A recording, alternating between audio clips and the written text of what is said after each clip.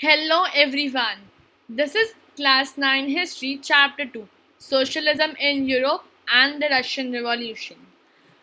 So इस video में हम लोग the Russian Revolution का third topic which is the February Revolution in Petrograd पढ़ेंगे. हम लोगों ने पिछले वीडियो में ही देखा पेट्रोग्राड सिटी क्या है. सेंट पीटर्सबर्ग को पेट्रोग्राड नाम दे दिया था. ठीक है, अब पेट्रोग्राड सिटी के बारे में एक सबसे पहले लेआउट पढ़ लेते हैं. So the workers' quarters and factories were located at the right banks of the river Neva. On the left banks were the fashionable areas, the Winter Palace, the official buildings, including the place where the Duma met. In February 1970, food shortages were deeply felt in the workers' quarters. The Tsar had the desire to dissolve the Duma. अब समझते हैं इन सब का मतलब. The workers' quarters and factories were located on the right banks of the river Neva. कैसे पता है कि राइट बैंक क्या है, लेफ्ट बैंक क्या है? सो अब अगर ये जो हमारी जो रिवर नेवा है वो ऐसे जाएगी, मतलब इसका जो डायरेक्शन होगा, फ्लोइंग डायरेक्शन, अगर वो इस तरफ है तो हम लोग समझेंगे इसका राइट क्या है, इसका लेफ्ट क्या है. अगर वो इस तरफ से बहेगी तो इसका जो राइट है वो ये होगा, वेयरएज इसका जो लेफ्ट है वो ये होगा. ठीक है, अब the workers quarters and factories were located on the right bank. तो यहाँ पे थे सारे के सारे वर्कर्स के रहने की जगह पे और सारी की सारी उनकी फैक्ट्रीज. तो वो यहाँ पे रिवर नेवा के राइट बैंक पे थी. लेफ्ट बैंक के क्या था? लेफ्ट बैंक में सारे फैशनेबल एरियाज, विंटर पैलेस. हम लोगों ने ब्लडी संडे में विंटर पैलेस देखा था, वो विंटर पैलेस थी. फिर ड्यूमा जहाँ पे मेट करती थी वो बिल्डिंग भी यहीं पे थी. तो इन शॉर्ट की एक जगह पे बहुत पुअर्टी थी और एक जगह पे सब लोग रिच थे.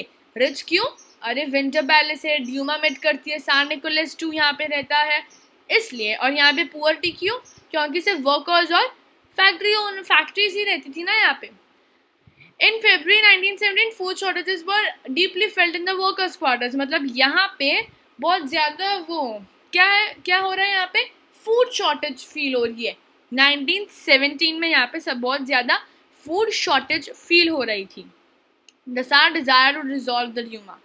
अब यहाँ पे फूड की शॉर्टेज हो रही थी, वेयरएज यहाँ पे क्या हो रहा था? यहाँ पे सार कौन है? सार Nicholas II Raja.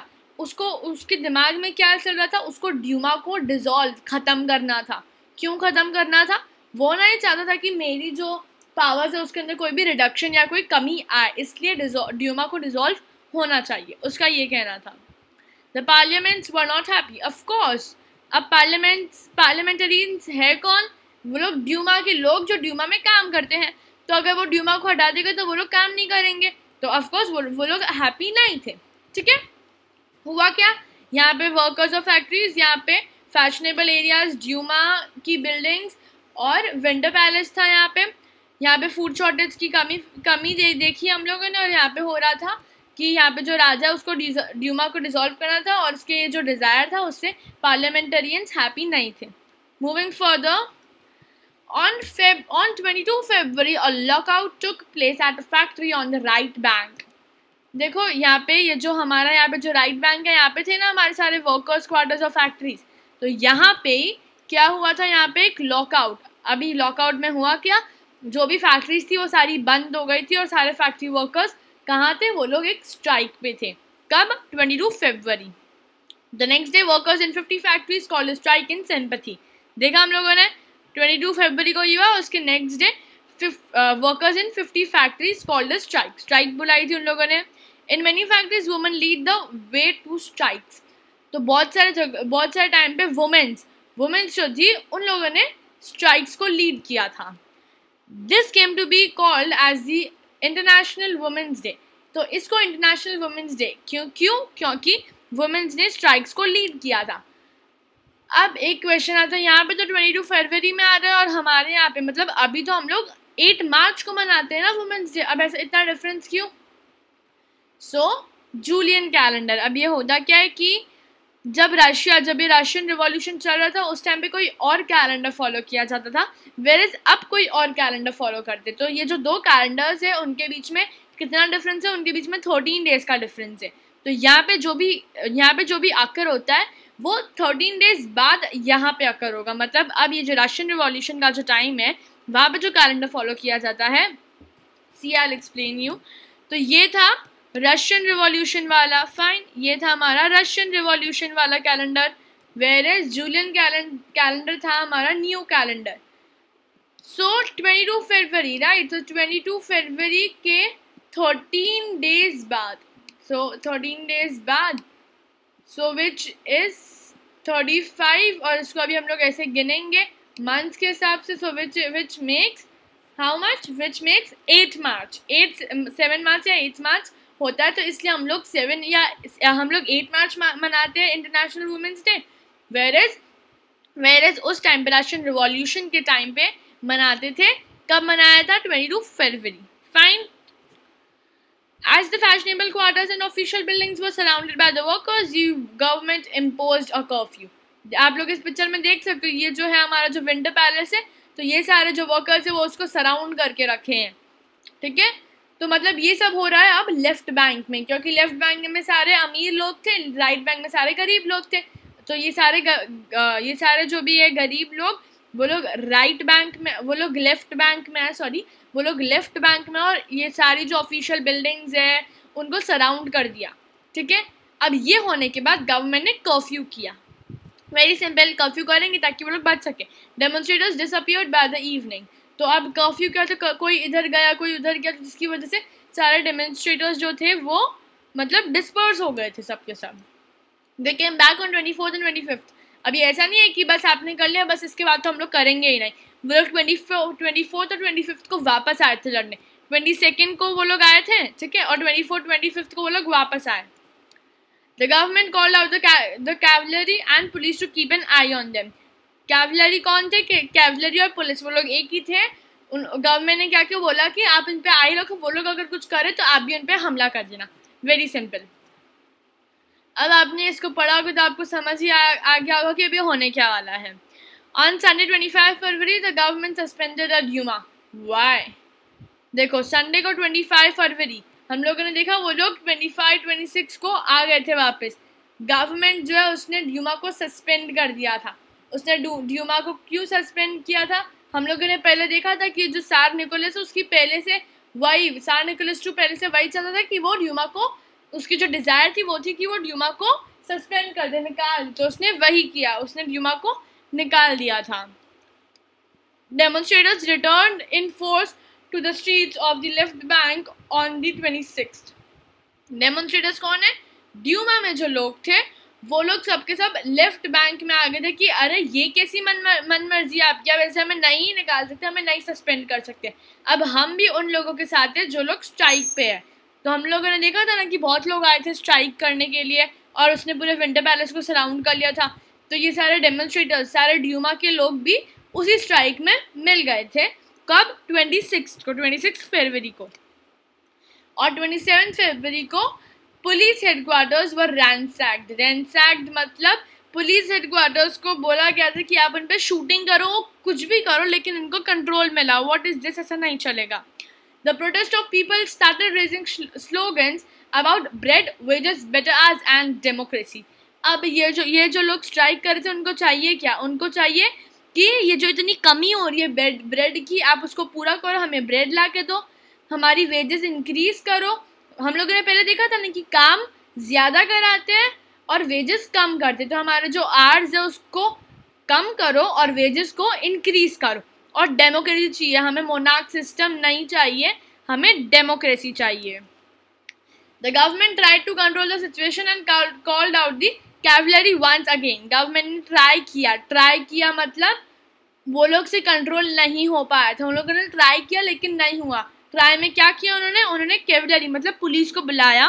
The cavalry refuse to fire on the demonstrators. Cavalry कौन? जो पुलिस है। उन्होंने बोला कि नहीं, हम इन पे गोली नहीं चलाएंगे। अब क्यों नहीं चलाएंगे? क्योंकि हम लोगों ने देखा था ना पहले कि उनको ऐसी वॉर लड़ने में कोई दिलचस्पी नहीं थी, कोई मज़ा नहीं आ रहा था। जिस फॉर्म में उनके ही लोग मर रहे थे उन्होंने मना कर दिया कि हम इन पे फायरिंग नहीं करेंगे। Army protested against दिंग। तो जो आर्मी है, जो कैवलरी है, वो भी प्रोटेस्ट में आ गई थी। तो प्रोटेस्ट में कौन कौन आ गए थे?